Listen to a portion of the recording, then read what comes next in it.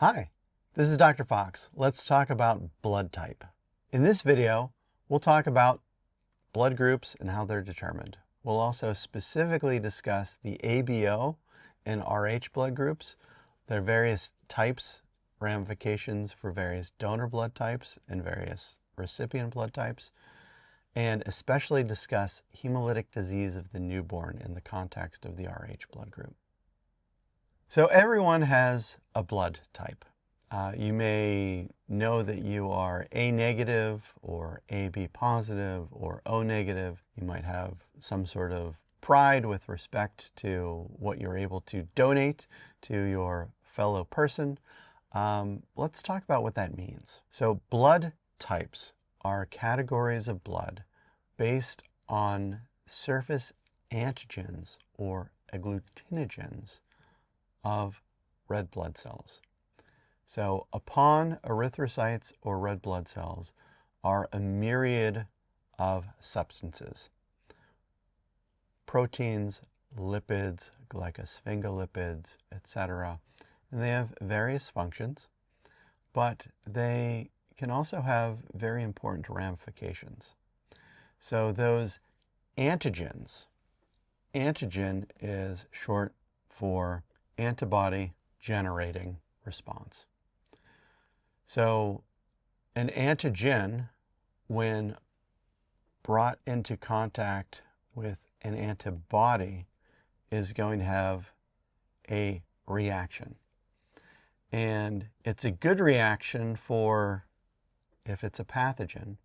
It's a bad reaction for any healthy or typical cell.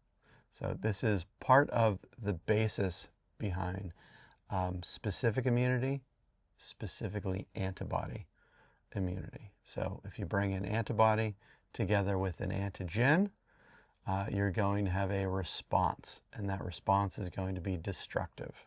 So we have about 100 plus genetically identified things on the surfaces of various human red blood cells. There are 35 different recognizable systems that we could categorize, and the most common two systems are that of the ABO blood group and RH factor. So you might think of yourself as type A, B, AB, or O, and then there's also positive or negative for each of those.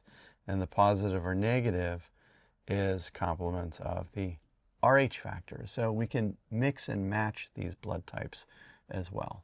But let's get into some of the granular details of the ABO blood group.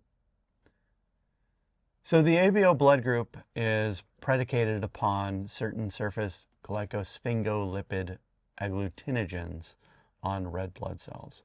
That's a lot of words. So glycosphingolipid, basically it's a specific type of sugary fat that sits on the surface of a red blood cell that can agglutinate. And agglutinate is to form clumps. So an antibody kind of looks like a Y. And at each side of the Y, there are these variable regions called arms. And those are the regions that can come into contact with an antigen. And we can see that down here. So in this cross of type A and type B blood, we can see that there are anti-B antibodies right there that connect to different B isoantigens on the surfaces of different red blood cells. So this causes them to clump together to form a clot, which is bad, which is life-threatening. Now, what's important to realize is that there are different types of these glycosphingolipid agglutinogens on the surface. So there are type A and type B antigens. Sometimes an individual might have both type A and type B antigens, in which case they would be type AB. They may also have neither of these antigens, the null set, they would be type O. So type A blood has A isoantigens, B has B isoantigens, AB has both A and B antigens, and type O has no antigens. The next part of the equation is equally as important. Someone who is type A typically has anti-B antibodies floating in their blood plasma. We don't know exactly why for sure. We have a couple of hypotheses, but suffice it to say for our purposes, these are present. Someone who is type B has anti-A antibodies in their plasma. Someone who is type AB has neither A nor B antibodies in their plasma. And someone that is type O has both anti-A and anti-B antibodies in their plasma. And we can see why this is a good thing for how this is arranged, because if someone was type A and they have a B antibody or an anti-A antibody in their system, they can cause agglutination. Likewise, if they were type B and they had, an anti-B antibody in their plasma, that would cause agglutination. So there are problems to be had here with cross-matching blood. And let's take a look at how that might happen. So if you have someone who is type A and they are, keep in mind, someone who's type A has the A antigen on their cell surface and they have anti-B antibodies floating in their plasma. If they receive blood from someone who is type B, their anti-B antibodies cause agglutination. Likewise, someone who is type B, if they receive type A blood, they're going to have anti-A antibodies that cause agglutination. Bad. Someone that is type AB, they could receive blood from A, B, AB, or O freely. There is no agglutination reaction that can happen there. So their blood products are very safe. And this is why type AB is known as the universal recipient. They can receive all different blood types. Someone who is type O, recall, has no isoantigens on the surface of the red blood cells, so they can donate blood to any of the blood types. They are the universal donor. But if they receive blood from someone that is type A, there's agglutination, bad. If they receive some blood from someone that is type B, there is agglutination, that's bad. They receive blood from someone who is AB, that's also bad with agglutination. So someone who is type O, while they are the universal donor, they can only receive whole blood products from someone else that is type O, or they risk agglutination. Now we also have the Rh factor. So A negative, A positive, O negative, O positive. Those positive or negatives are the Rh antigens, sometimes called the D antigen or the D factor.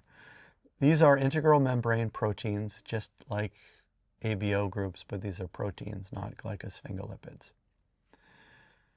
So you are either Rh negative, meaning you lack this protein, or you are Rh positive, in which case you have the protein.